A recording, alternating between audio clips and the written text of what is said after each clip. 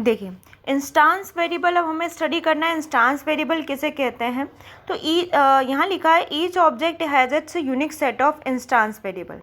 कहने का मतलब है जैसे कि अभी हमने एक रजिस्ट्रेशन फॉर्म की बात करी थी कि उसके अंदर यूज़र नेम होगा, पासवर्ड होगा, हो सकता है कि उसके अंदर उनका ईमेल एड्रेस हो, इसके अलावा और भी सारी डिटेल्स रजिस्ट्रेशन फॉर्म के अंदर होती है।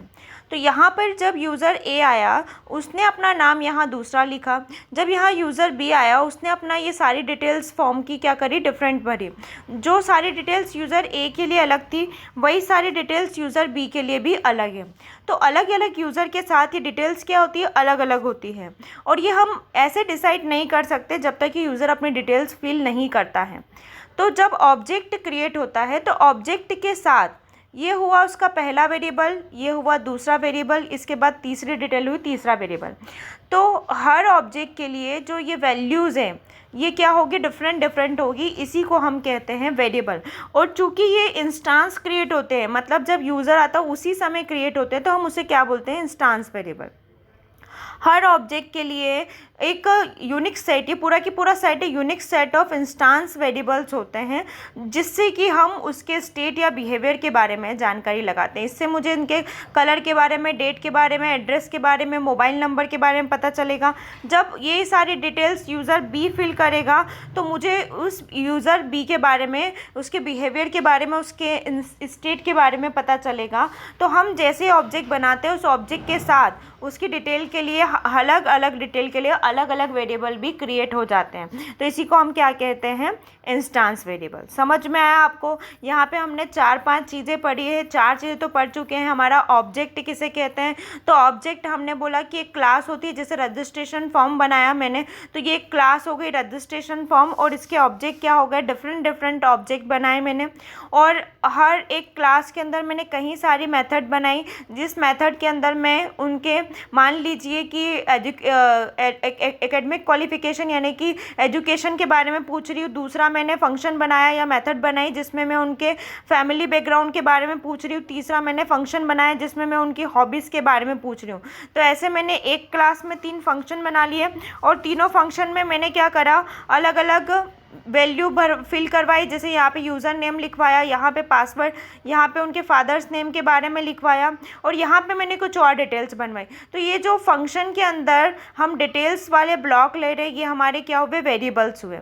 तो वेरिएबल्स हमारी सबसे छोटी यूनिट है। इसके बाद वेरिएबल्स के बाद में मेथड्स आएगी, किस चीज़ के लिए उसे लिया जा रहा है, और फिर कम्प्लीटली पूरी एक क्लास बनेगी। अब ये क्लास भी व्यक्ति ए के लिए अलग, व्यक्ति बी के लिए अलग, यूज़र बी, यूज़र सी, ऐसे करके ये जो हमने इसके अलग अलग मॉड्यूल बनाए x नंबर तक, ये सारे क्या कहलाएंगे, हमारे ऑब्जेक्ट कहलाएंगे। तो ये एक ऑब्जेक्ट है और ये हमारी एक क्लास है। क्लास के अंदर कहीं सारी मेथड्स है, और उन मेथड्स के अंदर हमारे पास क्या है, वेरिएबल्स हैं।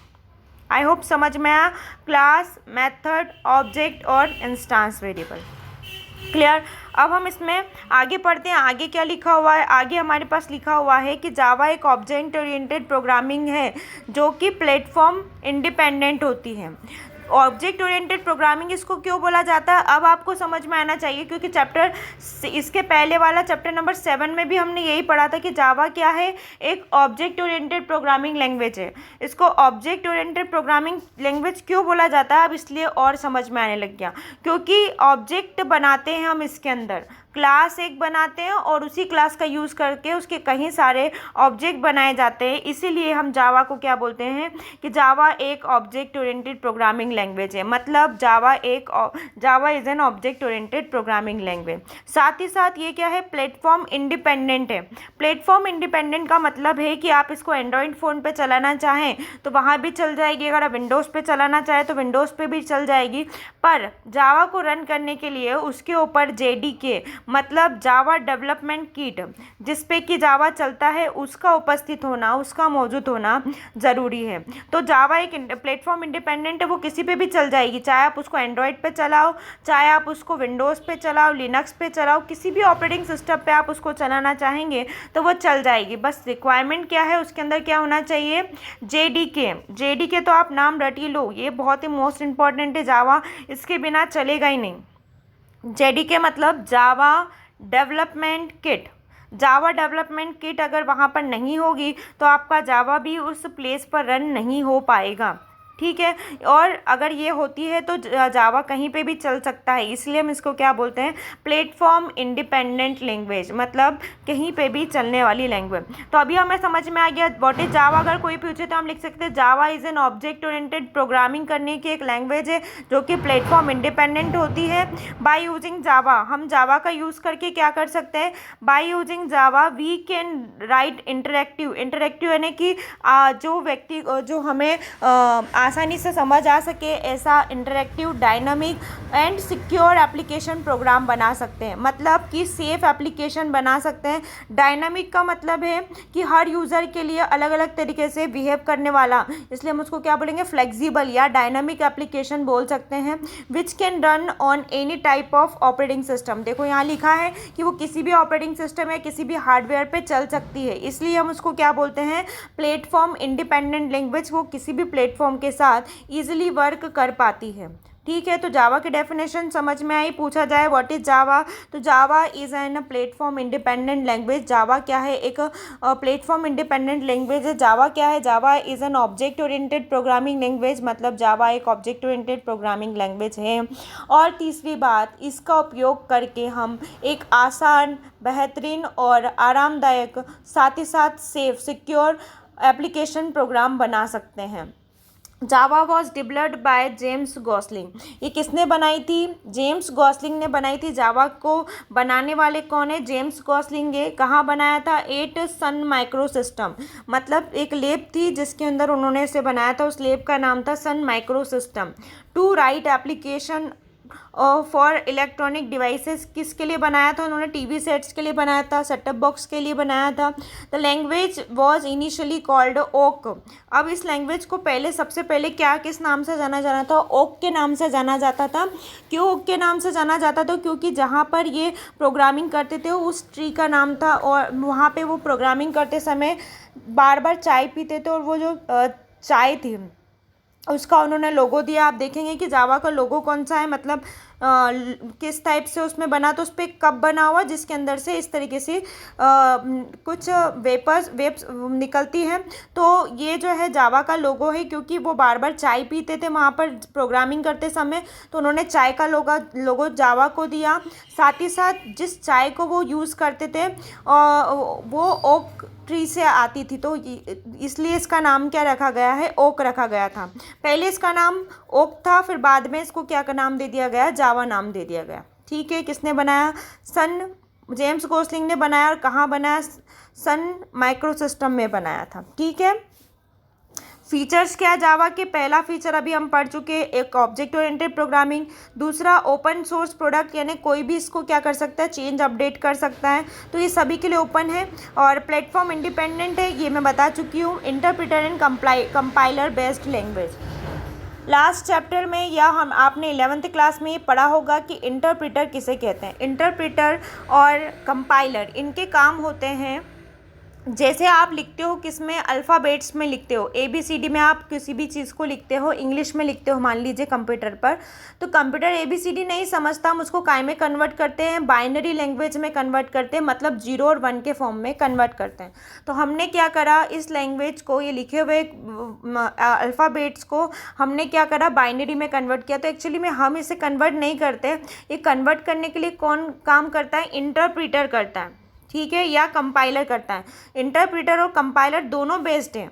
अब यहाँ पे क्वेश्चन आता है कि इंटरप्रेटर और कंपाइलर दोनों का काम एक है, तो दोनों के यूज़ किए जा रहे हैं। इंटरप्रेटर और कंपाइलर में एक ही डिफरेंस होता है, कंपाइलर क्या करता है, एक ही बार में पूरे के पूरे कोड को चेंज कर देगा। जो मैंने ABCD लिखा है, इस पूरे के पूरे ABCD को एक ही बार में 0 1 0 में कन्वर्ट कर देगा। बट इंटरप्रेटर क्या करता है, लाइन बाई लाइन करता है, जैसे पहली लाइन हो गई उसको चेंज किया, फिर दूसरी लाइन हो गई उसको चेंज किया। इस तरीके से इस कैरेक्टर्स को, इस सेंटेंस को कन्वर्ट करने का काम कौन करता है, इंटरप्रेटर करता है। समझ में आया आपको। तो जावा के जो फीचर्स है उसमें हमने पढ़ा, पहला कौन सा है, ऑब्जेक्ट ओरिएंटेड प्रोग्रामिंग लैंग्वेज, दूसरा ओपन सोर्स है, तीसरा platform independent, fourth interpreter and compiler based language है, फिफ्थ है build in graphics and support multimedia.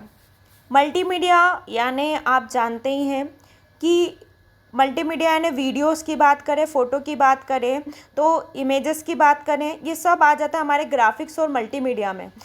जावा में ग्राफिक्स और मल्टीमीडिया का ऑप्शन भी है। यहाँ पर हम क्या करते हैं, वीडियोस अपलोड करना हो या कोई भी चीज़ हमें फ़ोटो भी अपलोड करना है तो ईज़िली यहाँ पे एक्सेस कर पाते हैं। तो ये सारे फीचर्स हुए जावा के। क्लियर है आपको? ये सारी चीज़ें आपको 11th में भी पढ़ाई गई थी। ये आपका 11th क्लास का सेम टू सेम चैप्टर है, उसमें बताया गया था ऑब्जेक्ट किसे कहते हैं, क्लास किसे कहते हैं, मेथड किसे कहते हैं, इंस्टांस वेरिएबल एंड देन जावा किसे कहते हैं, ये भी पढ़ा है आपने। फीचर्स ऑफ जावा भी पढ़े। क्लियर? आई होप आपको एक एक पॉइंट अच्छे से समझ में आया होगा। अब इसमें हम आगे कंटिन्यू करते हैं आईडीई से। आईडीई किसको बोलते हैं? आईडीई का मतलब होता है जैसे आपने नेटबिन्स आईडीई ली, तो नेटबिन्स आईडीई मतलब एक सॉफ्टवेयर। जैसे मान लीजिए आप कौन सी लैंग्वेज जानते हैं, इंग्लिश लैंग्वेज जानते हैं, और आपको क्या करना है, चैट करना है, किसी को मैसेज करना है, तो आप सॉफ्टवेयर कौन सा यूज़ करेंगे? व्हाट्सएप पे गए और आपने चैटिंग करी, तो लैंग्वेज क्या थी आपकी? इंग्लिश, लेकिन आपने इसको यूज़ जिस सॉफ्टवेयर में किया है ना, वो आपकी आईडीई कहलाएगी, इंटीग्रेटेड डेवलपमेंट एनवायरनमेंट।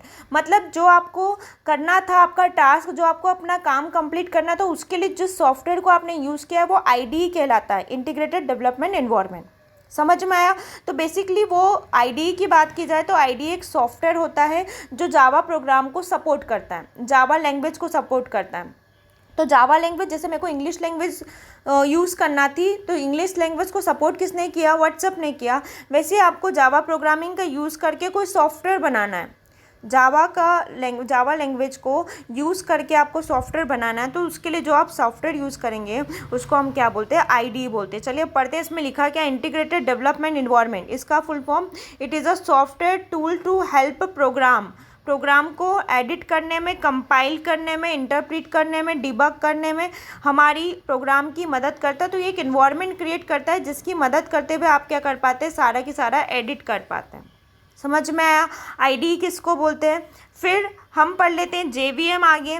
जेवीएम के Java virtual machine is a program which behave as interpreter, है ना। इंटरप्रीटर तो होता ही है, हमें बताइए इंटरप्रीटर क्या करता है?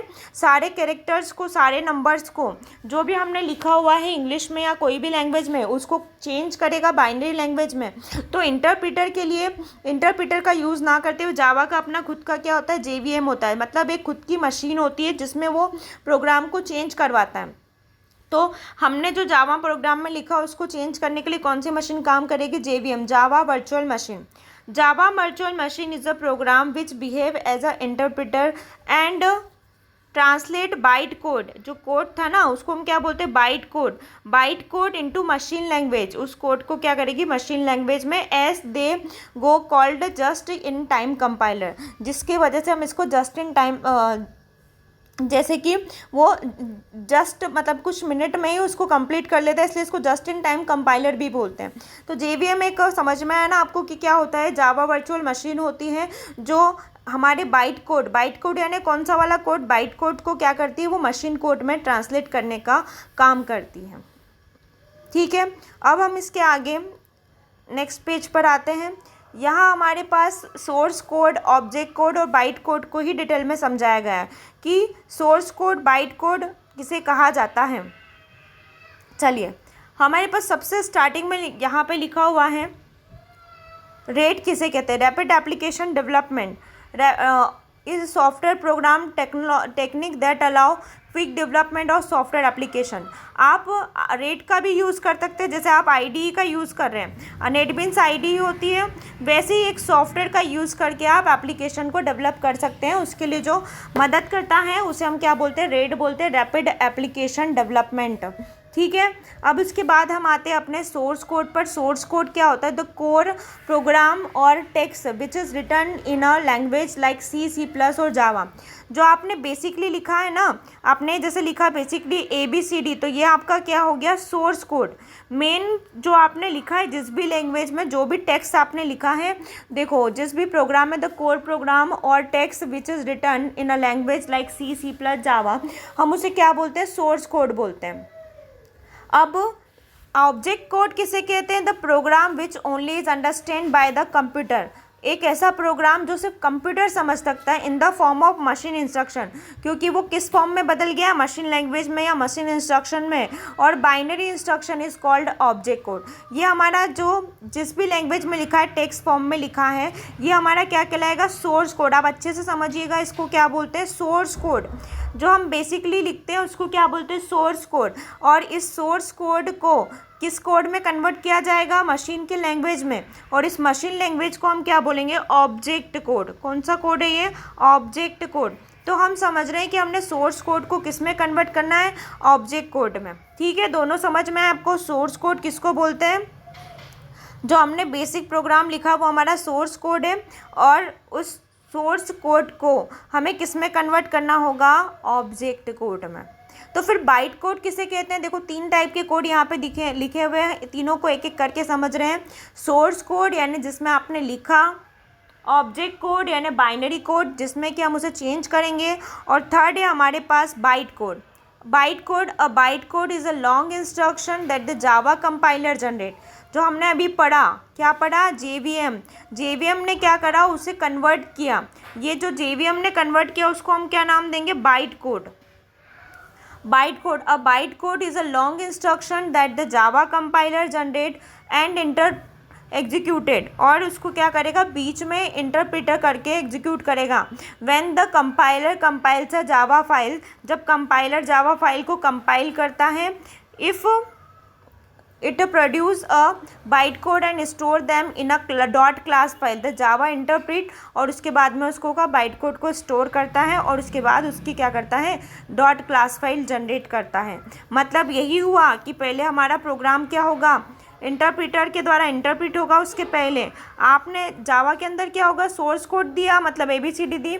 इस सोर्स कोड को वो क्या करेगा, पहले इंटरप्रेट करके बाइट कोड में कन्वर्ट कर देगा। सोर्स कोड को इंटरप्रेटर क्या करेगा, जेवीएम क्या करेगा, जावा वर्चुअल मशीन क्या करेगी, जेवीएम उसको पहले बाइट कोड में कन्वर्ट करेगा, और फिर इस बाइट कोड को ऑब्जेक्ट कोड में कन्वर्ट किया जाएगा। ठीक है, तो जो कोड जावा की वर्चुअल मशीन ने प्रोड्यूस किया, जनरेट किया, उसको हम क्या बोलते हैं, बाइट कोड बोलते हैं।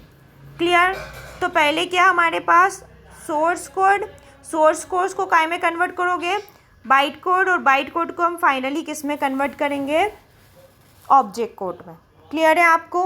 चलो अब इसके आगे हम नेक्स्ट कंटिन्यू करेंगे।